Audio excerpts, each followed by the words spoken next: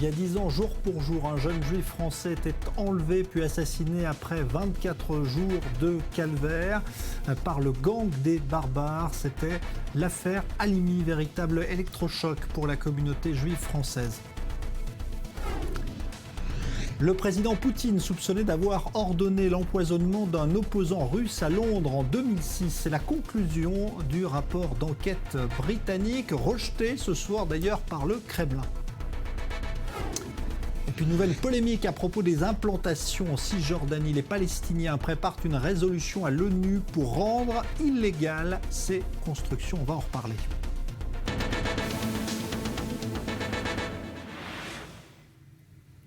Il y a ces révélations dans la presse suisse aujourd'hui concernant un accord secret qui a existé entre la Suisse et l'OLP dans les années 70. Un membre du gouvernement suisse aurait négocié dans le plus grand secret la fin des attentats palestiniens sur son sol en échange d'un soutien appuyé à la cause palestinienne. Maël Benoliel. L'entrevue est restée secrète jusqu'à aujourd'hui. Tout commence le 18 février 1969. 4 terroristes du Front populaire de la libération de la Palestine attaquent un avion d'El Al, la compagnie israélienne, à l'aéroport de Zurich. Le pilote est tué, un des terroristes est abattu, les 3 autres arrêtés puis condamnés. Un an plus tard, un avion Swissair reliant Zurich à Tel Aviv explose en vol peu après le décollage, tuant 47 personnes. Une bombe a été placée à son bord. Les auteurs de cet attentat n'ont jamais été démasqués. Quelques mois plus tard, le 6 septembre 1970, un autre avion de Swissair reliant New York à Zurich est détourné avec d'autres vers l'aéroport jordanien de Zarqa. Les terroristes réclament la libération de prisonniers palestiniens, ce qu'ils obtiennent. Les otages sont libérés 3 semaines plus tard. Cette série d'attentats contre la Suisse va pousser le ministre helvète des Affaires étrangères de l'époque, Pierre Grabé, à solliciter une rencontre avec des représentants de l'OLP, l'organisation politique et paramilitaire dont Yasser Arafat est à la tête. La rencontre est arrangée à Genève dans le plus grand secret. Le but, former un pacte avec les Palestiniens pour éviter d'autres attaques terroristes sur le sol suisse. C'est en tout cas ce que révèle le journaliste allemand Marcel Gier dans son ouvrage « Les années de terreur en Suisse ». De nombreuses questions restent toutefois ouvertes, car tous les détails de cette entente sont en effet protégés. Il faut le délai de 50 ans pour que les archives suisses livrent des pièces supplémentaires au puzzle, soit d'ici 2020. Des révélations qui pourraient bien créer une crise diplomatique entre la Suisse, les États-Unis et Israël. Et la Suisse qui est dans l'actualité ce soir au cœur d'une autre découverte, car celle-là se trouve dans les comptes bancaires de banques suisses, des trésors qui ont été retrouvés par le fisc français. On va en parler avec vous, Lionel Friedfeld, bonsoir. Bonsoir, car ce Charles. sont des sommes très importantes dont il s'agit. Une pêche miraculeuse en fait pour le fisc français, en fait, qui a reçu un listing en fait des autorités fiscales allemandes. 38 000 noms en fait de Français qui auraient un compte secret en Suisse, principalement à l'UBS pour un montant de quasiment de 12 milliards d'euros. Alors sur ces comptes, il y a des comptes où il y a des centaines d'euros et d'autres où il y a des 1 milliard, 2 milliards. Et en fait, ce qui a mis la puce à l'oreille, c'est que sur les numéros de compte qui sont numérotés, donc il va falloir que le fisc français retrouve le propriétaire français, se terminer par un triple 1, qui était une espèce d'indicatif pour dire que c'était à la France. Alors c'est l'Allemagne qui a mis la France sur ce dossier. Non, tout à fait, l'Allemagne, et qui joue la coopération. Voilà. Alors on parle maintenant justement en Allemagne de la Deutsche Bank qui elle enregistre des pertes importantes. Importante pour les résultats 2015, ils perdent quasiment 6,7 milliards d'euros, simplement parce qu'il y a 5 milliards d'euros de provisions pour des litiges. La Deutsche Bank a quasiment 6 000 litiges. On s'en souvient, on avait parlé des manipulations du Libor, de blanchiment d'argent. Il y a énormément, on va dire, de litiges qui plombent les résultats de la Deutsche Bank, qui a dû faire une restructuration, qui va sans doute vendre une de ses banques, la Postbank, quasiment 26 000 employés. Il faut savoir que depuis début juillet, le titre a été plombé de 35% en bourse à Francfort.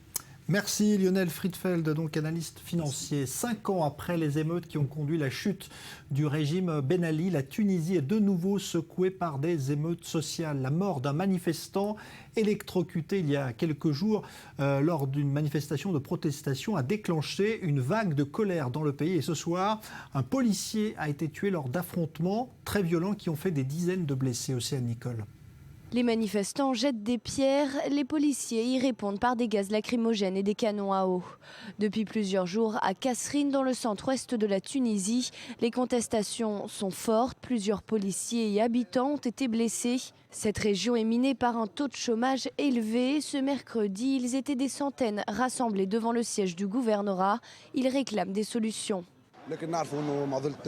Nous savons que le problème du chômage est un problème national et c'est pourquoi la révolution de 2011 a eu lieu. Aujourd'hui, ce sont les mêmes slogans qui sont scandés, travail, liberté, dignité.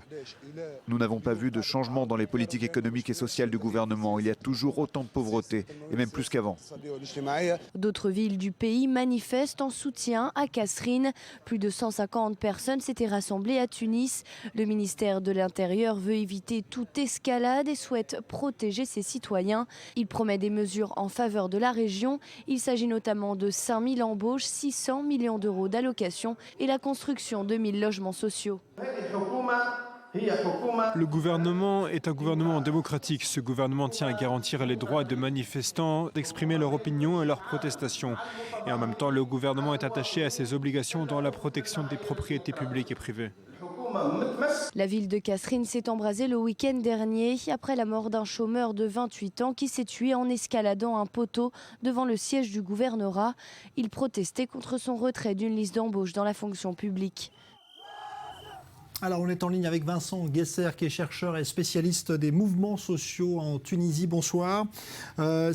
Ce qui est en train de se passer là, ce soir en Tunisie depuis quelques jours, ça vous semble être une répétition du scénario d'il y a 5 ans ? Écoutez, il y a des très fortes ressemblances dans les acteurs, puisque c'est souvent des jeunes chômeurs des régions du centre de la Tunisie. Il y a une identité dans les revendications, dignité, liberté, travail, et il y a aussi une identité des lieux, puisque ce sont dans les mêmes régions que se déroulent aujourd'hui ces mouvements protestataires. Mais là où il n'y a pas d'identité, c'est le contexte politique. Et le débouché politique de la révolution de 2010-2011 s'expliquait aussi par le refus de Ben Ali et de la dictature.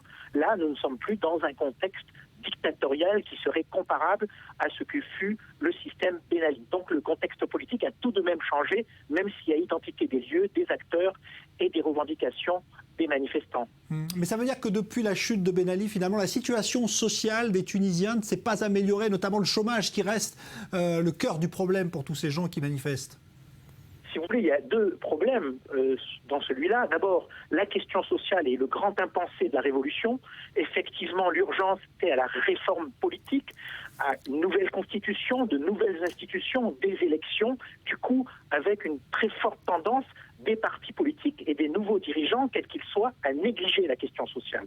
Et deuxième problème qui est complètement lié, c'est que les régions qui avaient fait la révolution, qui avaient pourtant porté le changement politique, ont été négligées. On les appelait les zones d'ombre du temps de Ben Ali. Elles restent malheureusement des zones d'ombre du temps de la démocratie. C'était des régions oubliées du temps de Ben Ali et elles restent encore assez fortement oubliées aujourd'hui, pourtant dans un pays en transition démocratique. Merci pour cet éclairage, Vincent Guesser. Je rappelle que vous êtes spécialiste donc, des mouvements sociaux en Tunisie. On parlait tout à l'heure de cette polémique liée à l'annexion par Israël d'une bande de terre agricole d'1,5 km en Cisjordanie. Eh bien, les Palestiniens, eux, ont l'intention de déposer très prochainement un projet de résolution à l'ONU afin de rendre illégal l'ensemble des implantations israéliennes. Maxime Pérez. Nouvelle bataille diplomatique en vue pour Israël au Conseil de sécurité. À Jérusalem et Ramallah, on confirme que les Palestiniens travaillent à une résolution rendant illégales les implantations juives de Cisjordanie. Illégales au regard du droit international et constituant également un obstacle à la paix. Le sujet aurait été une première fois évoqué à Paris il y a quelques semaines lors d'une visite de Riyad al-Maliki, le ministre des Affaires étrangères palestinien. Laurent Fabius, son homologue français, n'y aurait pas été insensible. Et pour cause, le texte palestinien comporte des similitudes avec le projet de résolution français qui lui avait été présenté lors d'une réunion du Quartet en septembre dernier, en marge de l'Assemblée générale des Nations unies. Dans cette campagne, Ramallah mobilise également son négociateur en chef Saeb Erekat, chargé d'obtenir le soutien de la Ligue arabe. Il se serait d'ores et déjà entretenu avec son secrétaire général, Nabil El Arabi. Ce n'est pas la première fois que les Palestiniens tentent d'accentuer l'isolement de l'État hébreu, mais les responsables israéliens redoutent une volte-face de Laurent Fabius Pressenti sur le départ du Quai d'Orsay, le chef de la diplomatie française pourrait céder aux pressions palestiniennes. Alors la question des implantations qui est redevenue, on va dire, au cœur du conflit israélo-palestinien, en tout cas ces derniers jours, avec la pression américaine notamment. On va en parler avec nos invités. Bonsoir Amir Badran, vous êtes avocat ici à Yafo. Bonsoir à vous Emmanuel Navon, professeur de relations internationales à l'université de Tel Aviv. Alors d'abord, ce statut des implantations qui est aujourd'hui, on va dire, remis sur scène, notamment par les Américains. Est-ce que la situation a changé pour qu'on, de nouveau, on en vienne à, on va dire, remettre cette question sur le devant de la scène ? Non, ceux qui ont remis cette question sur le devant de la scène, on l'a vu, c'est cette initiative de l'OLP, de l'autorité palestinienne, d'essayer d'obtenir une résolution du Conseil de sécurité sur la question des implantations. Pourquoi du Conseil de sécurité ? Parce que sur cette question des implantations, il y a déjà des dizaines ou des centaines de résolutions de l'Assemblée générale des Nations unies dans lesquelles les Palestiniens disposent de ce qu'on appelle une majorité automatique. Or, les décisions de l'Assemblée générale n'ont pas force de loi en droit international. Seules les décisions du Conseil de sécurité font force de loi. Et c'est là que les Palestiniens veulent une résolution, alors qu'on sait qu'aujourd'hui, la résolution qui fait autorité du Conseil de sécurité sur le conflit israélo-palestinien, c'est la résolution 242, qui n'exige pas d'Israël un retrait aux lignes d'armistice de 1949, mais un retrait dont la profondeur doit être négociée contre un accord de paix. Donc ce que veulent en fait les Palestiniens, c'est faire de toute présence israélienne au-delà de la ligne verte un acte illégal, ce qui n'est pas le cas aujourd'hui d'après la résolution 242. Il semble calculer que la configuration actuelle du Conseil de sécurité leur est favorable et que s'ils arrivent à obtenir une majorité, les États-Unis seront obligés d'imposer leur veto et que les Palestiniens semblent également calculer qu'il n'est pas impossible que l'administration Obama, qui est dans sa dernière année et qui semble avoir baissé les bras dans la possibilité d'une paix négociée, peut-être qu'elle ne placera pas son veto au Conseil de sécurité. Amir Badran, toutes les implantations illégales en Cisjordanie, ça veut dire qu'on ne négocierait pas, on ne voudrait plus négocier là-dessus ?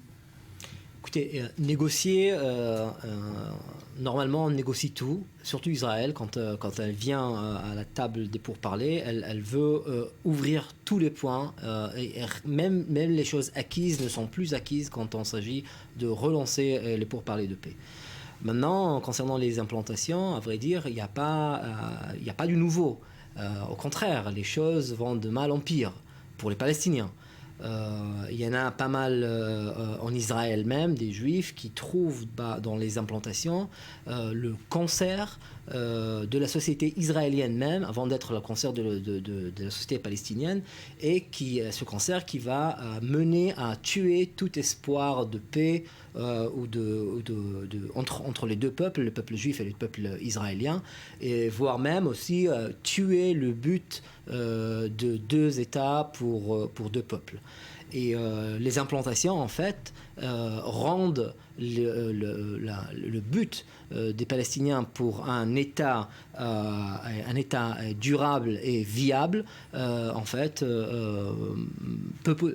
pas possible. Pas possible, voilà. C'est comme ça que voient les Palestiniens la situation. Maintenant, les Palestiniens, depuis quelques années, trouvent cette action, cette politique de saisir la scène internationale concernant la cause palestinienne. Ils trouvent que cette lutte pour la libération du peuple palestinien doit être renforcée sur la scène internationale, mais surtout dans les institutions de l'ONU, voire la saisie de la Cour pénale internationale, voire les autres actions menées récemment par l'autorité palestinienne. Ouais. Donc, mais on voit bien, là, il y a eu cette semaine une pression très forte, les Américains qui s'exerçaient via l'ambassadeur américain en Israël. Pourquoi, à votre avis, aujourd'hui, Emmanuel Navon, on met un peu plus la pression sur Netanyahou, qui s'en est d'ailleurs expliqué aujourd'hui à Davos? Pourquoi est-ce que les Américains choisissent le moment là précis? Je pense que du point de vue du gouvernement américain, comme je l'ai expliqué, c'est la dernière année de l'administration Obama. Le président Obama vient, la semaine dernière, de prononcer son dernier discours de l'Union, où il a voulu présenter le bilan de ses 2 mandats, et donc c'est son dernier discours. Il est clair que sur la question du Proche-Orient en général et de Israël en particulier, il est très en deçà des buts qu'il s'était fixés au début de son premier mandat, à savoir qu'en dépit des efforts de l'administration américaine, il n'y a pas eu d'avancée sur le dossier israélo-palestinien comme nous le savons, et qu'il semble que dans cette dernière année, les Américains, peut-être, l'administration Obama peut-être, va essayer de faire un dernier effort pour débloquer la situation. Mais on sait aujourd'hui que les éléments en présence ne sont pas favorables. Même le chef de l'opposition israélienne, Yitzhak Herzog, a exprimé son scepticisme sur la possibilité d'arriver à un accord. Maintenant, la situation aujourd'hui, vous avez rappelé le discours de Dan Shapiro, l'ambassadeur américain, à la conférence de la NSS cette semaine. On voit que d'un côté, les Américains, dans le discours de l'ambassadeur, finalement partagent l'analyse, le diagnostic de Netanyahou sur la nature du Proche-Orient aujourd'hui, mais ne partagent pas son pronostic. Et il y a eu également une forte critique à la même conférence cette semaine, même de figures de droite, et je dirais surtout de figures de droite même, des membres du cabinet de Netanyahou, de Naftali Bennett, de Gideon Sa'ar, un ancien ministre du Likoud, qui est présenté aujourd'hui comme un rival potentiel de Netanyahou, qui disent l'analyse est exacte, mais il faut une politique. Et là, on voit qu'aujourd'hui, du côté de Netanyahou, il y a une absence, justement, de politique. Et lorsque les Américains disent, par la voix de Shapiro, « Dites-nous ce que vous comptez faire », on ne voit pas la réponse. Alors, effectivement, les Palestiniens rentrent dans ce... On sait que le pouvoir a horreur du vide. Pour eux, saisir la scène internationale, ce qui peut être une arme à double tranchant, bien entendu, parce qu'Israël aussi peut agir unilatéralement, et vous parliez par exemple de la Cour pénale internationale. Je vous rappelle que les crimes de guerre du Hamas, on sait ce qu'ils sont, donc les Palestiniens savent que c'est une arme à double tranchant. Mais il est vrai qu'il y a aujourd'hui un blocage qui est utilisé par les Palestiniens par le biais de l'ONU, et les Américains, l'administration américaine, dans sa dernière année, semble vouloir faire une dernière tentative. Aujourd'hui, sur l'ambassadeur, si vous voulez, justement, parce que je pense qu'il y a un point qui est très important à mentionner. Vous savez, l'ambassadeur Dan Shapiro est considéré un des plus grands amis en Israël. Et même lui, à un certain moment, là, quand il s'est prononcé dans son discours, il en a marre. Il en a marre à un tel point qu'il s'agit en fait d'une situation insupportable. Mais le gouvernement israélien continue à ignorer complètement ce que le monde entier est en train de demander à Israël, d'arrêter les colonisations, d'arrêter l'implantation, d'arrêter de construire dans ces implantations. Et il s'agit en fait d'une grande crise. Et quand on est en train de parler, par exemple, justement, regardez, Dan Shapiro est en train de parler d'une situation aberrante complètement, dans un État qui se considère démocratique, avec la démocratie qui a en tête la séparation des pouvoirs, et il est en train de mentionner une vérité qui est vue par tout le monde, mais que Israël refuse de voir. Qui est en fait l'implantation et l'existence de la discrimination à base de race et de nationalité. C'est-à-dire quand on est en train de parler de... Pardon, quand on est en train de... Il a parlé de 2 standards il a parlé de 2 systèmes juridiques différents, que vous soyez israélien juif ou que vous soyez palestinien. Il a parlé aussi d'une... vous savez qu'en fait, pour les Palestiniens, le législatif, c'est l'armée israélienne. Et c'est ce qui je trouve complètement aberrant. Les tribunaux, il n'y a pas de palais de justice normaux comme on a partout ailleurs, comme en Europe ou aux États-Unis ou ailleurs dans le monde. Mais en fait, c'est une soi-disant juridiction où vous êtes jugé par des juges de l'armée. Lorsque des Palestiniens ils subissent des assauts à leur personne ou à leurs biens et qu'ils portent plainte devant la police, en fait, donc, vous trouvez qu'à plus de 90% des cas sont clos sans même amener quelqu'un en justice. Donc la situation devient de plus en plus grave. Et récemment, il y a 2 jours, on a même entendu la décision qui a été prise par le gouvernement qui dit le gouvernement israélien confisque 150 hectares de terres près de Jéricho en Cisjordanie, des terres palestiniennes, et qui sont considérées par l'État israélien comme terres israéliennes.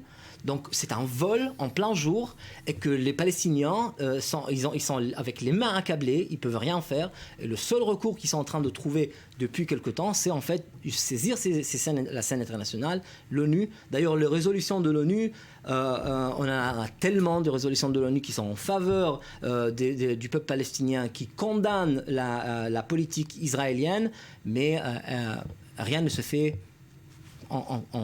l'État israélien s'en fout complètement. Bien entendu, de nombreuses inexactitudes. Vous avez parlé des résolutions de l'ONU.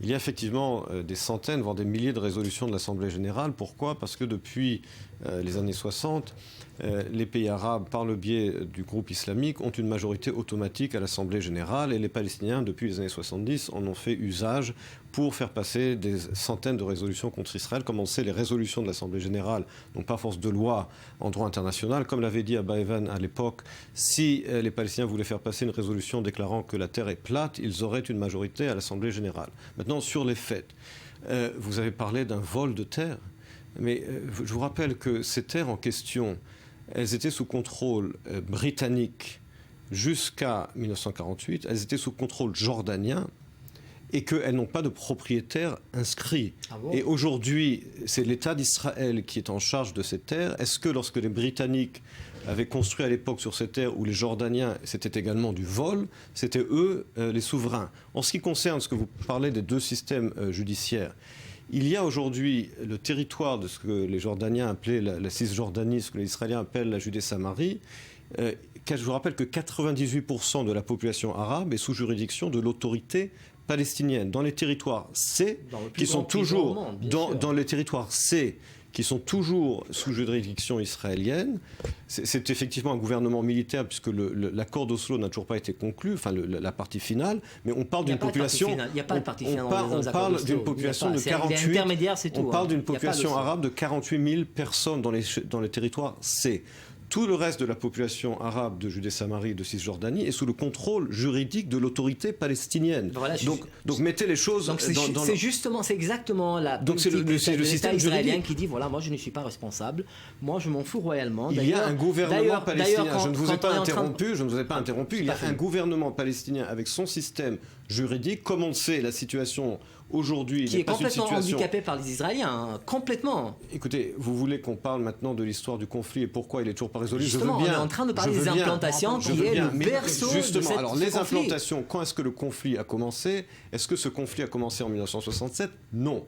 Le conflit existait avant et par conséquent ces implantations ne sont pas la cause du conflit. Justement, c'est pour ça quand on est en train de parler de pourparlers, on est en train de parler des frontières de 1967. Elles ne sont pas la cause du conflit.